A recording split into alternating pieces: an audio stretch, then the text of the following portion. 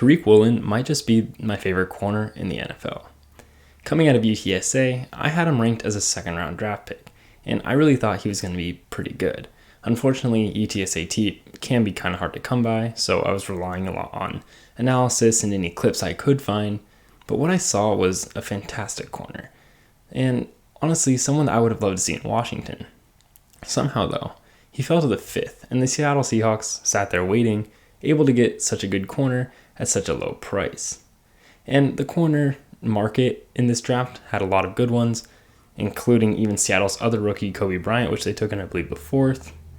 But Tariq Woolen stands out because of his physical abilities, and yet also is able to stand out on the field now in the NFL because of his technical abilities.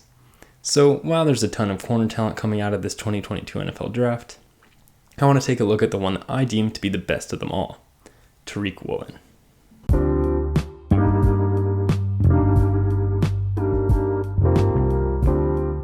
What's up, guys? I'm Tyler Coker, and I'm your host for today's episode of Today with Tyler. I hope you enjoy. First, I'd like to shine a quick light on the rookie class Seattle brought in, because it's remarkably good, and a key reason as to why the Seahawks are actually pretty good this year.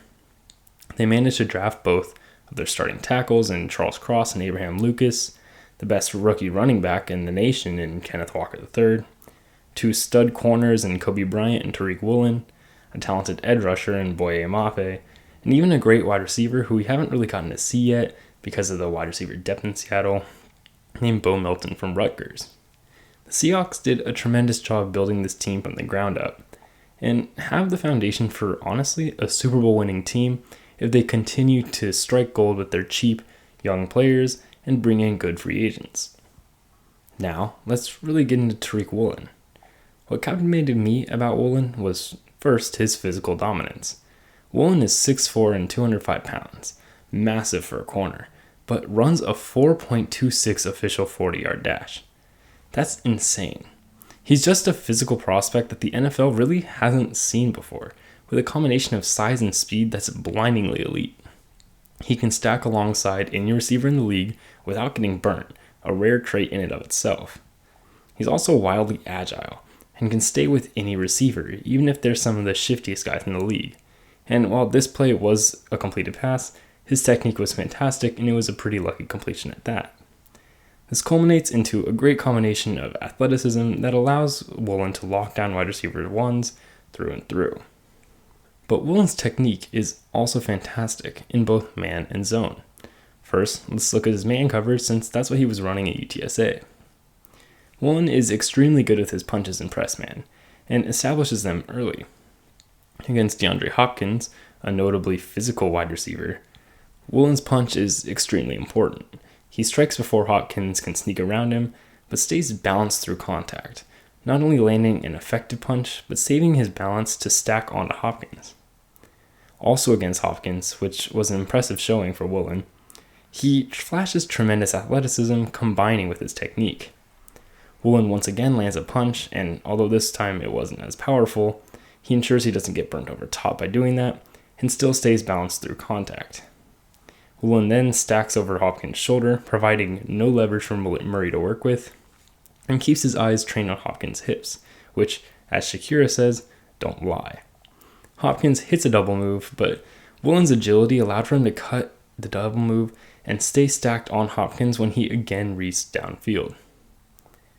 Despite multiple great moves by one of the best wide receivers in the league, Woolen never gave an inch, and Hopkins was never, not even for a second, remotely open. But what makes Woolen truly stand out to me as the most deserving for the Rookie of the Year award is his versatility. Rather than being strictly a man corner, like a very famous corner for the Jets and the favorite to win the Defensive Rookie of the Year award, Woolen plays zone coverage extremely well too. While he isn't fit for a true zone team that runs a lot of like Tampa 2 coverages or anything like that, Woolen can play cover 3 extremely well. Woolen stacks very well on top of deep routes in cover 3, playing with outside leverage to funnel those inside routes toward the linebackers and safeties. For those of you that are curious, that's what Seattle ran in the Legion of Boom, too. Woolen is smart enough to pick up and drop off receivers in his zone, covering the deep third extremely well while understanding his zone and the boundaries of other players' zones as well. When he's forced to play well off the line in either off man or in a soft zone, Woolen has tremendous instincts as well, perfectly timing his crash to break up passes and limit the short game. As soon as the receiver makes his cut inside, Woolen's eyes quickly go to read Daniel Jones in this play, and Woolen flies to the ball, making a very impressive pass breakup. This play is a perfect example of the damage Tariq Woolen can do in zone coverage, a rare corner who can dominate both schemes of man and zone. Tariq Woolen is becoming a cornerstone to a franchise that's finally refreshing and rebuilding.